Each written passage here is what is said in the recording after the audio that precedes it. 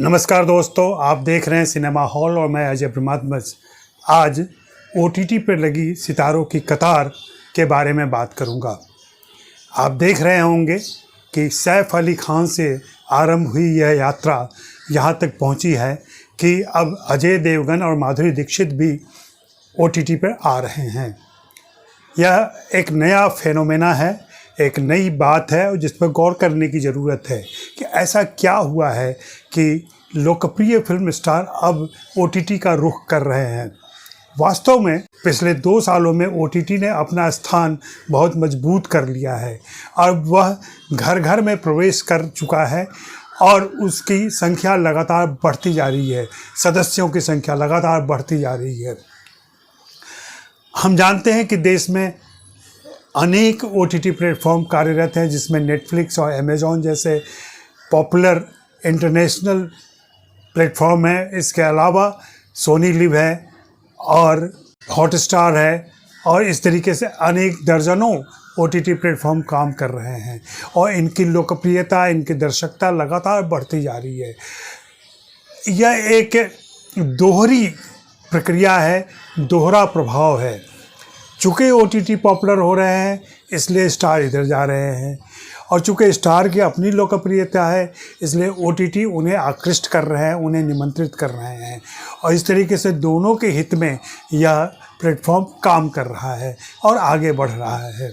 जैसा कि मैंने कहा, पिछले दिनों सैफ अली खान सेक्रेट गेम से इसकी शुरुआत हुई थी, उसी में नवाजुद्दीन सिद्दीकी भी दिखे थे, उसमें और भी कई कलाकार थे जो फिल्मों से उसमें गए थे। लेकिन मैं अग्रिम कतार के अभिनेताओं और अभिनेत्रियों की बात कर रहा हूँ। ये लोग भी अब ओटीटी प्लेटफॉर्म पर पहुँच रहे हैं और अजय देवगन की इसी हफ्ते Rudra the age of darkness और माधुरी दीक्षित की द फेम गेम आ रही हैं। Rudra the age of darkness वास्तव में बीबीसी के एक वेब सीरीज़ लूथर पर आधारित है और लूथर का एक कोरियाई संस्करण भी बन चुका है जो भी बहुत पॉपुलर हुआ था। उसके बाद से अब यह हिंदी में रुद्र नाम से आ रहा है और इसमें अजय देवगन अपनी छवि के हिसाब, अपनी इमेज के हिसाब से अपनी खास भूमिका निभा रहे हैं। वैसे ही द फेम गेम का निर्माण धर्माटिक ने किया है। धर्माटिक करण जौहर की कंपनी है और वेब सीरीज़ के लिए और ओटीटी प्लेटफॉर्म के लिए काम करती है। वे द फेम गेम लेकर आ रहे हैं। इसमें माधुरी दीक्षित हैं। माधुरी दीक्षित अनामिका आनंद नाम की एक अभिनेत्री की भूमिका निभा रही है जो बहुत ही पॉपुलर है और एक दिन वो अचानक गायब हो जाती है। उसके बाद पुलिस जब तहकीकात शुरू करती है तो उसको एक एक ऐसी नई जानकारियां मिलती हैं, रहस्योद्घाटन होता है कि पूरे देश में सनसनी फैल जाती है और एक रोमांच बनता है। तो इसको लेके ये सीरीज़ बना हुआ है। मुझे ऐसा दिख रहा है कि ओटीटी प्लेटफॉर्म फिल्म कलाकारों को भी एक नई ज़िंदगी दे रहा है, उनका विस्तार कर रहा है, उनकी लोकप्रियता का उन्हें घर घर पहुंचा रहा है। इसका सबसे बड़ा उदाहरण मनोज बाजपेयी हैं।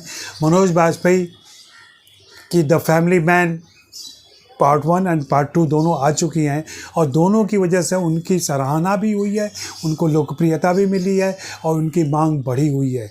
ओटीटी पर वो लगातार फिल्मों के जरिए भी दिख रहे हैं और संभवतः वेब सीरीज़ की अगली कड़ी भी लेकर आएंगे। इसी प्रकार अभिषेक बच्चन को भी हमने देखा, अरशद वारसी को भी हमने देखा, नवाजुद्दीन सिद्दीकी तो काम कर ही रहे हैं। अन्य अभिनेताओं अभिनेत्रियों के बीच भी रवीना टंडन को पिछले दिनों देखा, सुष्मिता सेन को पिछले दिनों देखा।